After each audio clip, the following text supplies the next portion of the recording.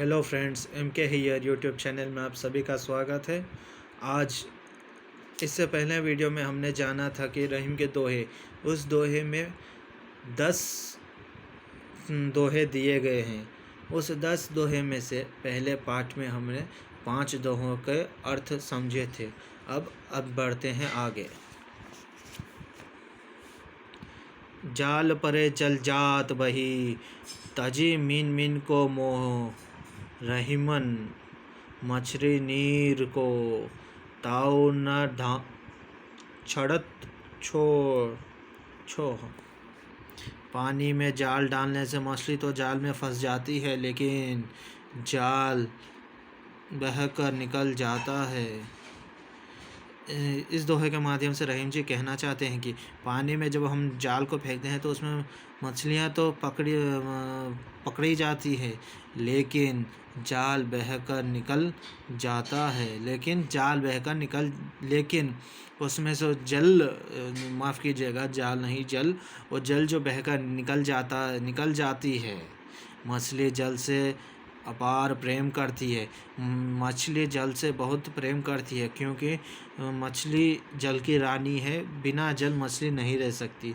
जल का अर्थ, जल का साथ छोड़ने पर अपना प्राण त्याग देती है।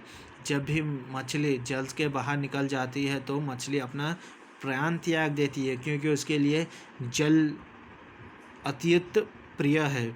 वही जल को कोई फ़र्क नहीं पड़ता, लेकिन जल को यह कोई फ़र्क नहीं पड़ता कि मछली उसमें है या नहीं, कि मछली जल के बाहर आ गई। जल के हृदय में मछली के प्रति कोई लगाव नहीं होता। जितना मछली को जल के प्रति लगाव होता है, उतना जल को मछली के प्रति लगाव नहीं होता। बिगड़ी बात बने नहीं, लाख करो किनकोय, रहीमन फाटे दूध को, मथे न माखन होय। इस पंक्ति के द्वारा रहीम जी कहते हैं कि जब बात बिगड़ जाती है तो लाख करने पर भी वह नहीं बन सकती। वैसे ही दूध जब फट जाती है तो उसको कितना भी हम मथेंगे तो वह मखान नहीं बन पाता।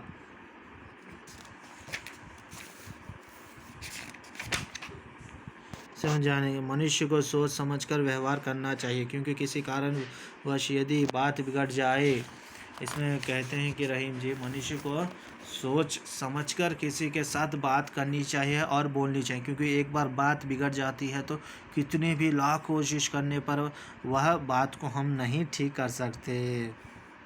यदि एक बार दूध फट गए तो लाख कोशिश करने पर भी उसे मथकर मक्खन नहीं निकाला जा सकता। अगर दूध एक बार फट गया तो उसको लाख कोशिश कर भी हम उससे मक्खन नहीं निकाल सकते।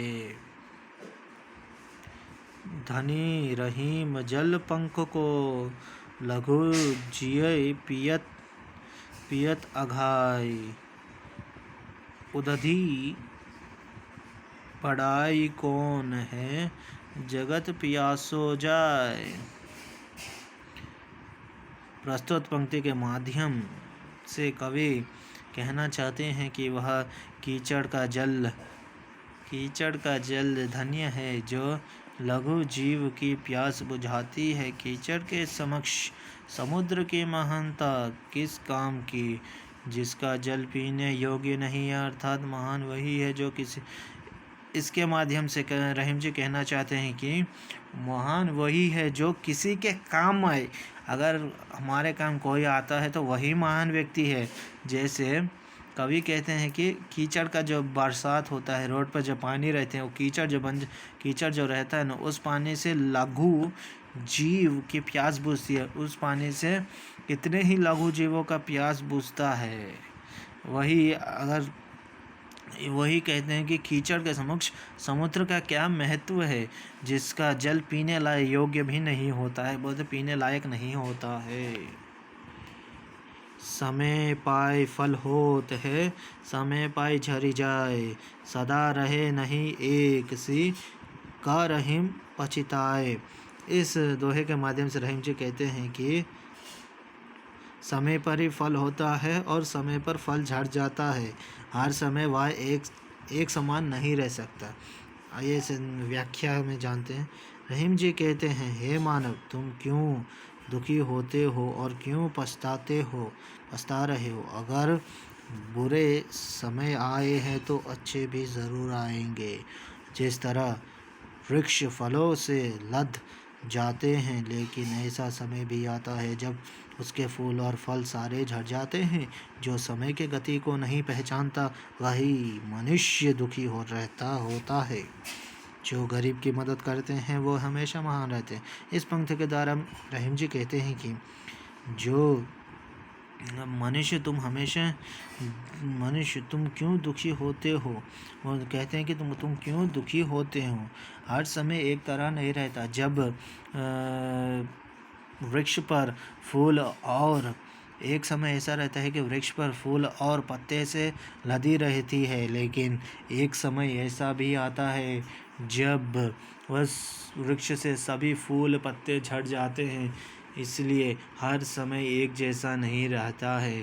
अगर बुरे समय आए हैं तो अच्छे समय भी ज़रूर आएंगे। जो गरीब पर हित करे तो रहीम बदलो, कहाँ सुदामा वापरो, कृष्ण मिताई जोग। गरीब को मदद करने वाले व्यक्ति हमेशा महान होते हैं। भगवान श्री कृष्ण और सुदामा की दोस्ती। जो मनुष्य